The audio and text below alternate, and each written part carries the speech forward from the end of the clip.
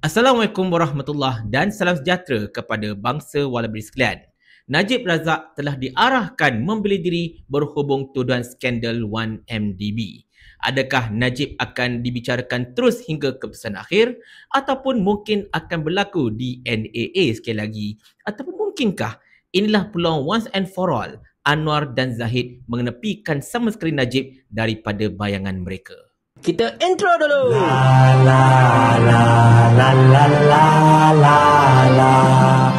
Cerita macam ni tuan-tuan dan puan-puan sekalian. Pada hari ini, mantan Perdana Menteri yang juga merupakan mantan Menteri Kewangan, Datuk Seri Najib Razak, telah diarahkan oleh mahkamah untuk membela diri atas 21 pertuduhan penggubahan wang haram dan juga 4 pertuduhan salah guna kuasa bersabit dengan isu 1MDB.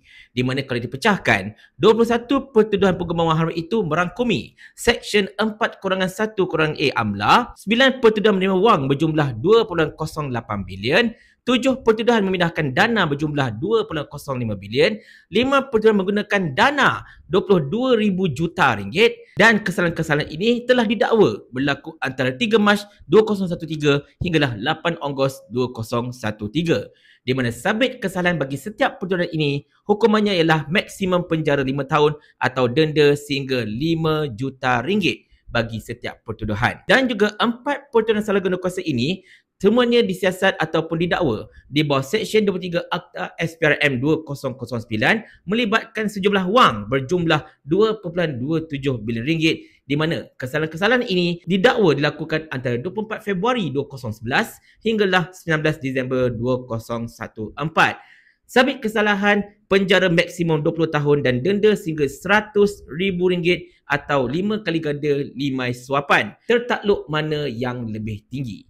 Di mana Hakim Colin Lawrence Sequeira dalam pembacaannya berkenaan dengan keputusan untuk mengarahkan Najib berdiri, antara lain telah mengatakan bahawa saksi-saksi yang dipanggil seperti bekas Ketua Pegawai Eksekutif 1MDB Syahrul Azral Ibrahim Halmi, bekas peguam Jasmine Lu dan juga bekas pegawai khas Najib iaitu Ahmari Effendi Nazaruddin, semuanya menunjukkan betapa mereka ini berinteraksi secara langsung dengan Joe Low. Di mana hakim telah berpendapat keterangan saksi berkenaan dengan hal ini adalah konsisten dan bukannya berlaku secara ad hoc ataupun secara kebetulan. Dan hakim juga telah menyatakan bahawa tidak ada motif untuk saksi-saksi ini memerangkap Najib Razak seperti yang didakwa. Di mana Najib pada ketika itu merupakan Perdana Menteri dan juga Menteri Kewangan. Dan secara asas dia mempunyai kedudukan yang tertinggi untuk membuat apa-apa keputusan berkenaan dengan YMDB. So, anda kata saksi-saksi ni cuba nak buat lahanat berkenaan dengan hal ini terhadap Najib, memang basically-nya memang pancung diri sendiri lah. Senang cerita macam tu kan. Selain daripada itu juga, hakim telah berpandangan betapa bila skandal OMDB ini terdedah pada tahun 2015, Najib tidak pernah membuat sebarang laporan polis berhubung perkara ini ataupun membuat laporan polis berhubung dengan dakwaan penglibatan Jolo dalam kes 1MDB ini. Dia senyap macam itu saja. Tidak ada apa-apa tindakan pencegahan diambil. Dan juga, hakim menyatakan tindakan bekas ahli melampaukan itu untuk membubarkan pasukan bertindak khas yang membabitkan PDRM, SPRM dan juga Jabatan Pegawai Negara yang menyiasat hal IMDb juga adalah sangat-sangat penting dalam hal ini. Bila Najib bubarkan task force itu, seolah-olahnya macam Najib hendak mengelak daripada isu IMDb ini disiasat dengan lebih lanjut oleh badan-badan yang basically-nya merupakan badan gabungan antara semua penguatkuasaan yang ada. Dan dalam masa yang sama juga, Najib telah didakwa mengetepikan Abdul Ghani Patail dan juga Abu Qasim Muhammad daripada jawatan mereka iaitu Pesuruhan Negara dan juga Pesuruhjaya SPRM berhubung dengan isu YMDB ini. Sequeira juga telah menyentuh betapa Menteri Kewangan kedua pada ketika itu iaitu Ahmad Husni Hanazlah telah diketepikan oleh Najib Razak apabila Ahmad Husni membangkitkan kebimbangan mengenai usaha sama yang dimeterai oleh 1MDB pada waktu itu. Dan perlu juga kita ingatkan di sini, Muhyiddin Yassin juga telah dipecat oleh Najib Razak kerana apa? Kerana membangkitkan isu tentang 1MDB. Itu kita memang semua boleh ingatlah. Oleh kerana itu, tuan-tuan dan sekalian, hakim berpandangan betapa pihak pendakwaan berjaya membuktikan kes ini wujud prima facie dan Najib telah diarahkan untuk membela diri dan pembicaraan pembelaan itu akan berlangsung bermula 2 Disember tahun ini. Kiranya bulan depan saja lagi tuan-tuan sekalian, maka kita akan saksikan Najib terpaksa berada di kandang pesalah untuk membela diri. Tetapi benda ini sangat-sangat menarik sebenarnya tuan-tuan dan puan-puan sekalian. Merupakan satu perkara yang sangat membelenggu rakyat Malaysia sehinggalah ke hari ini. Kita masih ingat ketika isu 1MDB ini meletus, memang ianya merupakan satu skandal yang sangat menarik perhatian bukan sekadar dekat dalam negara tetapi juga dekat luar negara.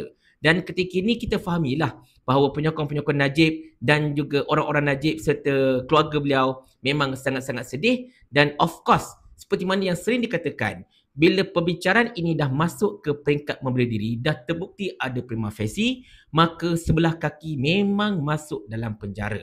Tetapi dalam era kerajaan perpaduan madani ini, tuan-tuan dan puan-puan sekalian, macam-macam benda boleh jadi sebenarnya.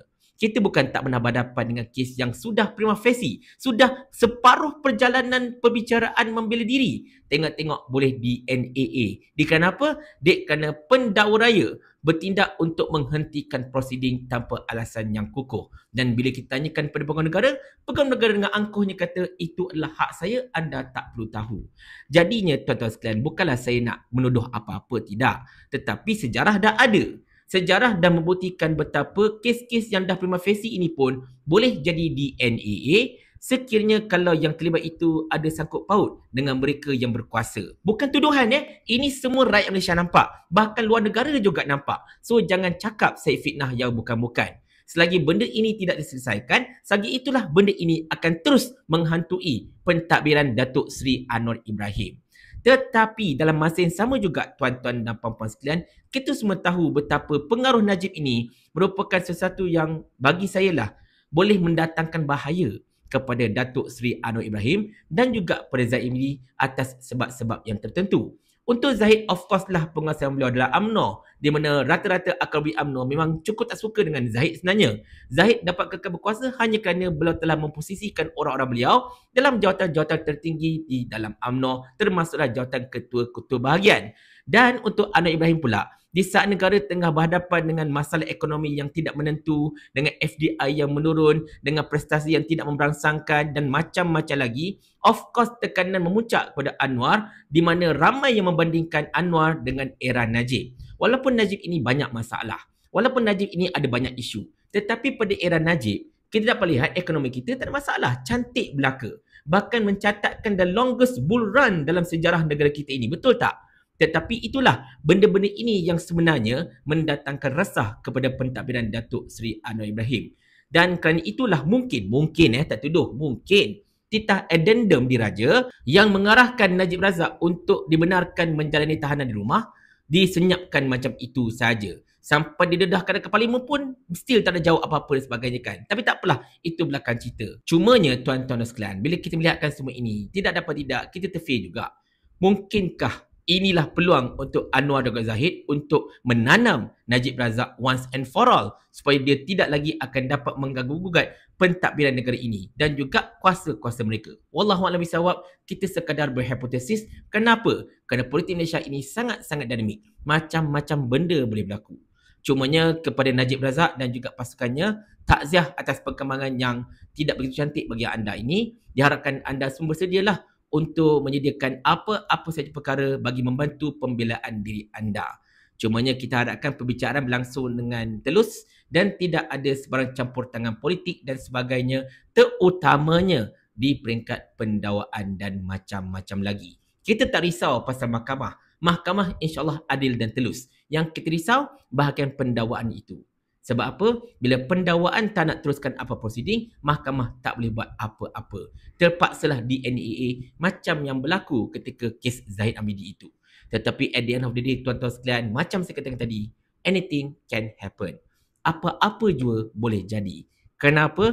Inilah era kerajaan perpaduan madani. Dan oleh kerana kerajaan ini kerajaan mereka boleh buat apa saja mereka suka, tuan-tuan dan puan-puan sekalian, dan kadang-kadang perkara itu di luar pemikiran akal kita sebenarnya. Betul tak Seni Hamzan? Kerajaan ni kerajaan kami, jadi ikut suka kami lah. Paling kurang aku ada formula. Ni kau ada menteri berlambat-lambat ni, satu formula pun tak ada. Otak letak dekat mana? Saya ulang. Sampai Abang Jamil mampus.